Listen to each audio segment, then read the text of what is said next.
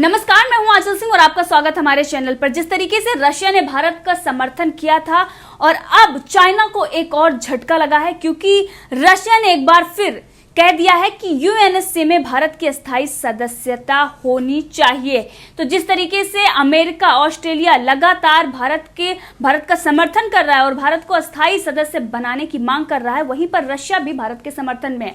और जिसके बाद चाइना को बड़ा झटका लगा है और इसकी जो बौखलाहट है ग्लोबल टाइम्स के जरिए देखी भी जा सकती है। जिस तरीके से वो ग्लोबल टाइम्स में कह रहा है कि 1962 में भी अमेरिका और रशिया भारत के साथ थे, लेकिन उस वक्त क्या हुआ था, तो वो याद दिलाने की कोशिश कर रहा है कि इस वक्त अमेरिका और रशिया भारत के साथ हैं, लेकिन हम जीतेंगे, इस तरीके के वो अपने लोगों को दिखाने की कोशिश कर रहा है। लेकिन आज का जो भारत है वो 1962 से बहुत अलग है। इस वक्त भारत एक महाशक्ति के रूप में दुनिया में देखा जा रहा है।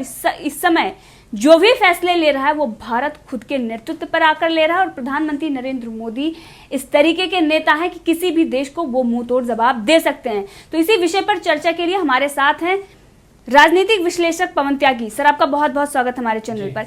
सर, जिस तरीके से हमने देखा अमेरिका, ऑस्ट्रेलिया, रशिया भारत का समर्थन कर रहे हैं और यूएनएससी में भारत के अस्थायी सदस्य बनाने की मांग कर रहे हैं, इस पर आप क्या कहेंगे? ये बहुत ही अच्छी बात है और भारत की इससे पता लगता है कि कूटनीतिक स्तर पर कितनी बड़ी सफलता है कि उसको अस्थायी सदस्यता तो मिली हुई है, लेकिन सदस्यता स्थायी रूप से मिलने के लिए उसकी पैरवी रूस और अमेरिका जैसे देश कर रहे हैं। चीन हमेशा अड़ंगा अटकाता रहा है अस्थायी सदस्यता को लेकर भी, और स्थायी के लिए तो हमेशा वो अपनी वीटो पावर इस्तेमाल करता है। लेकिन अब जबकि चाइना को दुनिया में अलग थलग करके देखा जा रहा है जब से कोरोना का काल चला है, ऐसे में भारत का समर्थन रूस कर रहा है। ऐसे में अब ये समझा जाए कि भारत को स्थायी सदस्यता मिलने जा रही है, क्योंकि चाइना की अब कुछ चलने वाली नहीं है। चाइना को पहले से ही कोरोना को लेकर पूरी दुनिया के देशों ने घेरा हुआ है और वो संदेह के घेरे में है, जांच अभी बाकी है। तो इस तरह से भारत का स्थायी सदस्यता के लिए समर्थन में आना बहुत ही बड़ी खबर है, बहुत ही सुखद खबर है। इसके बाद चाइना अलग थलग WHO के माध्यम से पहले से ही था, वो भी अब इस समय भारत के पास वो ताकत आ गई है कि जब अब कोरोना की जांच होगी तो उसमें भी दूध का दूध और पानी का पानी होगा। उसके लिए भी अमेरिका पहले से ही कह चुका है कि ये वायरस चीन का वायरस है, तो वहाँ वो पहले से ही घिरा हुआ था और अलग थलग था। अब संयुक्त राष्ट्र सुरक्षा परिषद में भारत की स्थायी सदस्यता के बाद भारत की स्थिति और मजबूत हो जाएगी। और जहाँ तक रही बात ग्लोबल टाइम की या चाइना की, कि वो ये कहने की कोशिश कर रहा है कि 1962 में भी अमेरिका और रूस भारत के साथ थे, तब भी हमने क्या हाल किया कि अक्साई चीन कब्जा लिया, भारत का क्षेत्र कब्जा लिया। तो उनको बता दें चीन को कि अभी रूस के जो विदेश मंत्री हैं वो सर्गेई लावरोव, उन्होंने कहा है अपने बयान में कि भारत अपने मुद्दे सुलझाने में खुद सक्षम है। वो उन्होंने क्यों कहा है? वो बीच में आने को दोनों देश कह चुके हैं, रूस भी और अमेरिका भी, कि हम आए क्या, लेकिन भारत ने मना कर दिया है कि हम अपने मुद्दों को सुलझाने के लिए खुद सक्षम हैं। तो आज पूरी दुनिया देख रही है कि चीन को सबक सिखाने के लिए भारतीय सैनिक, भारतीय सेना और भारत की सरकार पूरी तरह से मजबूती के साथ खड़ी है। और इस समय आत्मनिर्भर भारत की जब से मोदी जी ने बात की है, तो भारत की सेना भी आज आत्मनिर्भर इतनी हो गई है कि अब किसी और देश की उसको जरूरत नहीं है। उसको जो हथियारों की जरूरत थी वो मोदी सरकार के कार्यकाल में एक से एक आधुनिक फाइटर प्लेन, एक से एक आधुनिक तोपें, एक से एक सबमरीन और हमारे पास सुरक्षा प्रणाली S-400 जैसी चीजें अब हमारे पास आने वाली हैं या आ चुकी हैं। और भारत की सेना इस समय 62 वाली भी सेना बहुत मजबूत थी। आपको बता दूं, आज वही सेना, आज उन्हीं सैनिकों के बच्चे आज सेना में हैं। तो सेना न तब कमजोर थी न आज कमजोर है, लेकिन एक चीज कमजोरी थी तो अगर 62 में, जिसकी वजह से हमारा भारत का भूभाग चाइना कब्जाने में सफल हुआ, रूस और अमेरिका के साथ होने के बाद भी वो था भारत का नेतृत्व। उस समय भारत का नेतृत्व जवाहरलाल नेहरू करते थे, जो अपने आप में इतना कमजोर नेतृत्व था और वो अपनी चीन की मानसिकता रखते थे, चीन की तरफ दोस्ती रखते थे।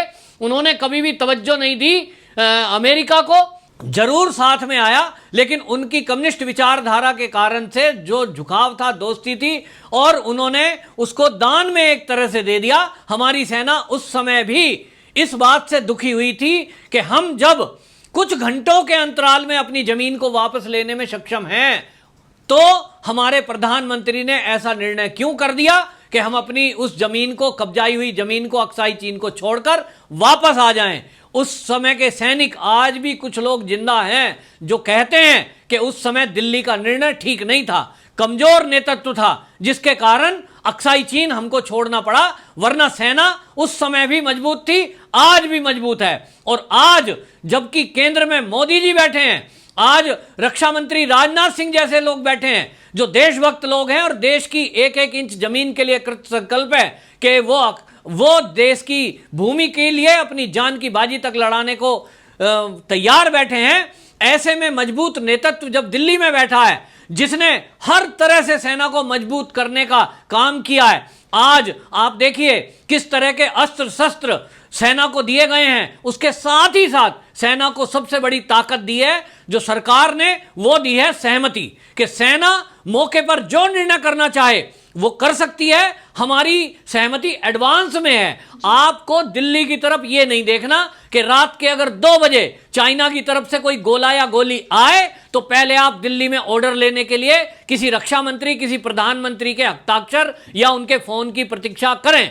मोदी सरकार ने एडवांस में उनको परमिशन दे दी है, सीडीएस विपिन रावत को, कि आप जो चाहें आप कर सकते हैं निर्णय, जैसा चाहे एक्शन आप ले सकते हैं, हमसे जो कहो वो हम करने को तैयार हैं। और दिल्ली सरकार ने 500 करोड़ रुपए का इमरजेंसी फंड सेना को एकदम तुरंत रिलीज किया है इसी बात के लिए कि आप लीजिए इस पैसे को, इमीडिएट जो भी आपको करना है ये फौरी खर्च करने के लिए है। बाकी जो इक्विपमेंट सेना को जरूरत है उसके लिए हमको जिस जिस देश से जो जो मदद चाहिए होगी हम खरीद कर लाएंगे। काम करने में, उपयोग लाने में हमारी सेना पूरी तरह सक्षम है।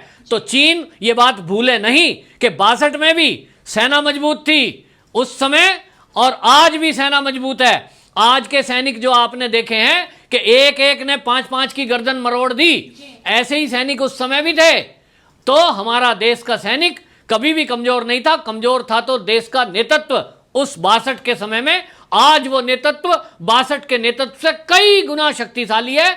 और आपको यह भी बता दूं कि अगर तरक्की चीन ने करी है तो उसकी तुलना में भारत की तरक्की कई गुना ज्यादा हुई है। भारत के पास भी साजो सामान, लड़ने के लिए फाइटर प्लेन, गोला गोली, हथियार जो भी चाहिए और टेक्नोलॉजी आज बहुत अधिक मात्रा में, अधिक संख्या में भारतीय सैनिकों के पास है, जिसके लिए वो भारतीय सैनिक आज विश्व में इस बात के लिए जाने जा रहे हैं कि अब वो देश की नंबर 1 सेना बनने की तरफ चल रही है और चीन को सबक सिखाने के लिए अकेली भारतीय सेना काफी है।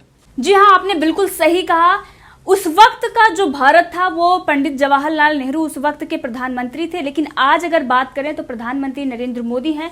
और जिस तरीके से हमने देखा कि गलवान घाटी में किस तरीके से चाइनीज सैनिकों को मौत के घाट उतारा गया और उसकी बौखलाहट है अभी तक चाइना भूल नहीं पाया। अभी तक वो कभी कुछ बयान देता है, कभी कुछ बयान देता है, अभी उसमें ही पूरी तरीके से एक मत नहीं हो पाए हैं कि आखिर सामने आकर बोलना क्या है। कभी ग्लोबल टाइम्स बोलता है हमारी भारी क्षति हुई है लेकिन हम बताना नहीं चाह रहे हैं, कभी ये बोलता है कि हम इसलिए आंकड़े छुपा रहे हैं ताकि तनाव ना बढ़ जाए, कभी वो कुछ कह रहा है, कभी कह रहा है हमारे तरफ से कुछ ऐसी हुई नहीं है।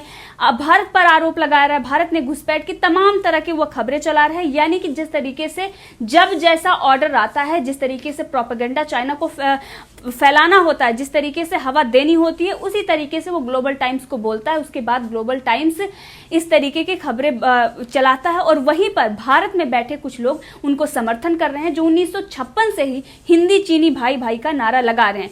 तो इस वक्त का जो भारत है वो कांग्रेस पार्टी के हाथ में नहीं है, क्योंकि कांग्रेस पार्टी तो समझौता कर चुकी है पहले ही। इस वक्त का जो भारत है वो प्रधानमंत्री नरेंद्र मोदी के नेतृत्व में है और आज सेना के हाथ खुले हैं, जैसा कि आपने कहा। तो इस वक्त चाइना को समझना चाहिए कि वो जो इस तरीके से प्रोपेगेंडे फैला रहा है, जिस तरीके से वो बातें कर रहा है कि 1962 में हमने किया, ये किया, वो किया, तमाम तरीके की वो इसकी बौखलाहट इसी वजह से है, क्योंकि बाइकॉट चाइना हो रहा है। जिस तरीके से आर्थिक रूप से हमने उसकी कमर तोड़ दी है और जिस तरीके से गलवान घाटी में हमारे सैनिकों ने मुंह तोड़ जवाब दिया है, इसी वजह से चाइना की बौखलाहट सामने आई है। सर, आपका बहुत बहुत धन्यवाद हमसे जुड़ने के लिए।